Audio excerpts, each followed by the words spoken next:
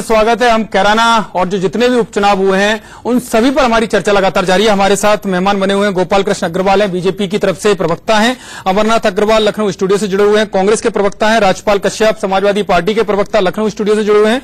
वहीं अरविंद मोहन जी वरिष्ठ पत्रकार और दिलीप मंडल जी वरिष्ठ पत्रकार नोएडा स्टूडियो से हमारे साथ जुड़े हुए हैं। सबसे पहले दिलीप जी मैं आपके पास आना चाहूंगा, जिस तरह के नतीजे आ रहे हैं उपचुनाव के, खासकर कैराना को लेकर सबकी निगाहें हुए, क्या मैसेज आ रहा है इससे? देखिए, मुझे स्पष्ट तौर पर यह दिख रहा है कि जो मोदी का जादू था वो ढलान पर है। ये कहना मुश्किल है कि 2019 में क्या होगा, क्योंकि उस मोदी एक अच्छे पॉलिटिशियन है, निश्चित रूप से वो कुछ बचाने की सिचुएशन कोशिश करेंगे। आप कैराना को देखिए, हो क्या रहा है कि इस समय आपको पूर्व में एक उपचुनाव होता है गोरखपुर, वो बीजेपी हारती है। मध्य यूपी में एक उपचुनाव होता है आपको फूलपुर का, वो बीजेपी हारती है। और पश्चिमी उत्तर प्रदेश में जो चुनाव हो रहा है वहां पर भी बीजेपी हार रही है। तो इसका मतलब बीजेपी, जहां से 73 लोकसभा की सीटें बीजेपी को मिली थी, वहां बीजेपी ढलान पर है, ये कहने का अब शायद समय आ गया है। अब जो संकेत हैं, अभी आप ये बहुत डिफिनिटिव नहीं है कि 2019 के लिए मैं कोई प्रेडिक्शन नहीं कर रहा हूं।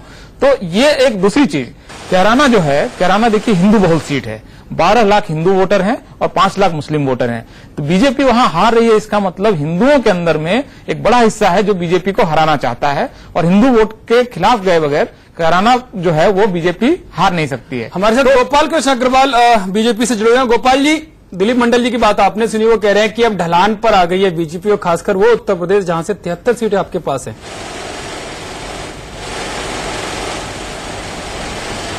नहीं, ऐसी कोई बात नहीं है।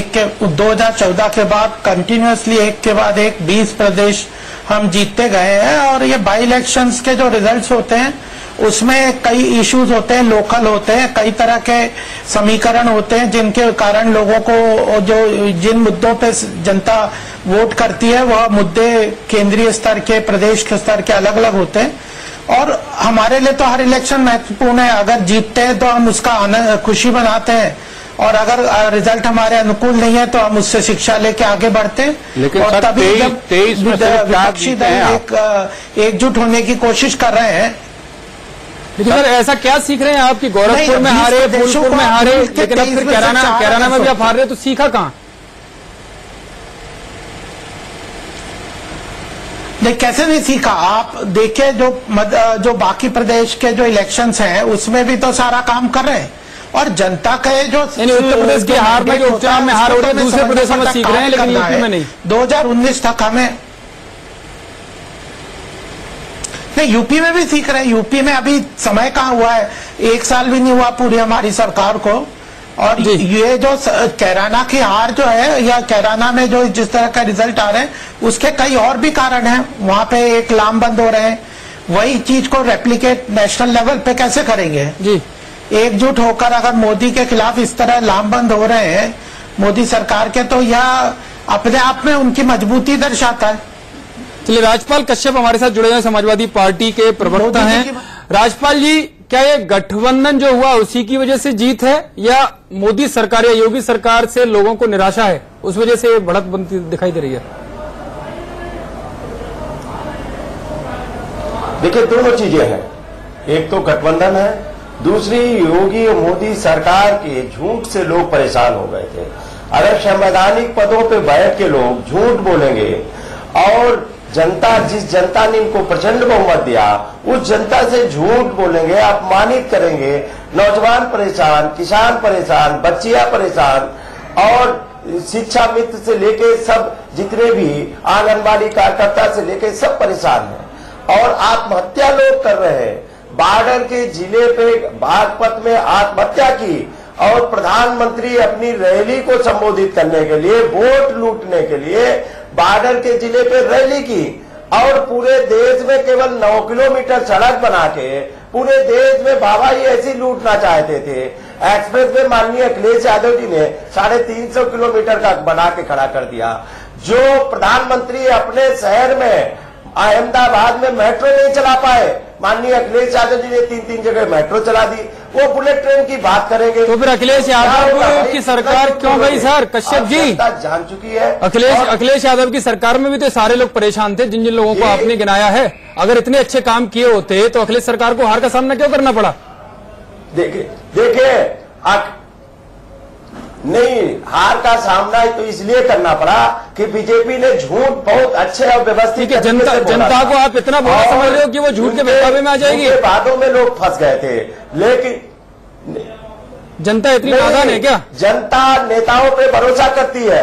तो और अखिलेश यादव ने भरोसा किया, अखिलेश यादव पर जनता ने क्यों नहीं भरोसा किया? फिर का काम याद आ रहा है। अब बीजेपी के कारनामे बोल रहे हैं, माननीय अखिलेश यादव जी का काम बोल रहा है। और जिस तरीके से गोरखपुर और फूलपुर में जो माननीय अखिलेश यादव जी ने रणनीति बनाई थी, जिस रणनीति में बीजेपी चारों खाने चित हो गई थी, मुख्यमंत्री उप मुख्यमंत्री हारे, और नूरपुर और कैराना में जो माननीय अखिलेश यादव जी ने रणनीति बनाई, उसके आगे भी बीजेपी चारों खाने चित हो गई है। और अरविंद चुनाव है, समीकरण बनाया, चारों खाने चित नजर आ रहे हैं, और 2019 में भी यही होगा। देखिए, उत्तर प्रदेश में खासतौर से गोरखपुर और फूलपुर चुनाव के बाद जो बीएसपी एसपी साथ आए हैं, उससे निश्चित रूप से एक दूसरी हवा बढ़ती दिख रही है। और अगर उत्तर प्रदेश में मुश्किल होगी बीजेपी को, और तीनों नतीजे अगर चले जाते हैं अपोजिशन को, तो निश्चित रूप से बीजेपी के लिए खतरे की घंटी है। और सिर्फ यही मामला नहीं रहेगा। आप देखिए, बिहार में आरजेडी अकेला पड़ गई है नीतीश कुमार के पाला बदलने से। इसके बावजूद बिहार के बाई इलेक्शंस भी ये सिग्नल दे रहे हैं कि यही का नहीं, पिछला भी देखिए। तो अगर बिहार यूपी के 120 सीटों से नतीजे बदलते हैं, तो फिर मोदी जी के लिए 19 में सरकार बनाना बहुत मुश्किल हो जाएगा। अमरनाथ जी कांग्रेस से बने हुए हैं। अमरनाथ जी, गठबंधन की हवा चल रही है, लेकिन इस गठबंधन में कांग्रेस कहां है? वो कहां दिखाई दे रही है?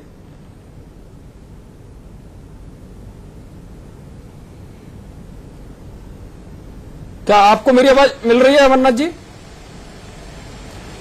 शायद अमरनाथ जी तक हमारी आवाज नहीं जा पा रही है। दिलीप मंडल जी बने हुए। दिलीप जी, आपने गोपाल कृष्ण जी की बात सुनी। वो कह रहे हैं कि तमाम समीकरण होते हैं, लेकिन इसके बावजूद भी तमाम राज्य हैं, 20 राज्यों में आज उनकी सरकारें हैं। अगर आप जो कह रहे थे कि अगर ढलान पर है बीजेपी, तो इतने राज्यों में उनकी सरकार नहीं होती। नहीं, देखिए, बीजेपी ने निश्चित रूप से एक अच्छी पॉलिटिक्स अपने ढंग से किया नहीं कि एक दूसरा प्रश्न है, लेकिन जीतने वाला एक समीकरण उन्होंने बनाया। ये जो एक कहा जा रहा है ना कि शेर अकेला शिकार करता है, तो मोदी जी ने अकेला ये सारा शिकार नहीं किया है। 46 पार्टनर उनके साथ हैं, इसकी वजह से ये सारा कुछ असल में उन्होंने अचीव किया है। अब इसके मुकाबले दूसरा रेनबो कोalition जो कांग्रेस और बाकी पार्टियां बना रही हैं, तो दरअसल देखिए एक स्थिति क्या है कि बीजेपी एक समय गैर कांग्रेसवाद पर सवार होती थी, वो सोशलिस्टों के साथ और तमाम पार्टियों के साथ समझौते करती थी। तो इसी तरह का एक रेनबो कोalition इस समय और बन रहा है, और वो कोalition इस समय कम से कम बिहार में और यूपी में ये दोनों जगह बहुत इफेक्टिव नजर आ रहा है। इस वजह से इनको दिक्कत हो रही है। और मुझे लगता है कि गोपाल जी जितने सीरियस हैं, इससे ज्यादा सीरियस इस समय बीजेपी का राष्ट्रीय नेतृत्व होगा, क्योंकि उसे लग रहा है कि 2019 उसके हाथ से अगर वो उन्होंने कुछ नया नहीं किया, जो सरप्राइज एलिमेंट कोई अगर उनके पास है वो अगर नहीं किया, तो आज की स्थिति में बीजेपी के लिए पिछला वाला जो परफॉर्मेंस है उसको रिपीट कर पाने का कोई कारण इसलिए भी नहीं है, क्योंकि देखेंगे कि लोकसभा में बीजेपी को जो मिला था ना, उससे विधानसभा में लगातार वो घटते रहे, उपचुनाव में भी घटते रहे। जीता उन्होंने जरूर है। गोपाल जी, आप बात सुन रहे होंगे दिलीप जी की, क्या आपके पास कोई है फॉर्मूला? क्योंकि लोकसभा चुनाव में जो आपको परसेंटेज मिला वो दिलीप जी के विधानसभा चुनाव में घटा है, और तमाम उपचुनावों में आपकी हार हुई है। गठबंधन का कोई फॉर्मूला है उससे निपटने का? देखिए, पहली बात तो हमें पिछली बार 42% वोट मिले थे, हम उसको बढ़ा के 50 से ऊपर लेके जाना चाहते हैं। अगर 50% वोट थे गोपाल जी, हमारे वोट शेयर बढ़ जाता है। गोपाल जी, चुनाव आयोग की वेबसाइट में बीजेपी का वोट परसेंट 31% है। राष्ट्रीय स्तर पर 31% वोट है आपको। और अगर वो नहीं, सुन लीजिए, अगर हमारा वो 50 से ऊपर हो जाता है तो फिर ये एक समीकरण कितनी बन जाए हमें फर्क नहीं पड़ता। दूसरी बात, जितने भी ये जो छोटे छोटे समीकरण रेनबो कोalition जिसको आप कह रहे हैं, यह अभी तक जो भी हुए वो असफल ही हुए हैं।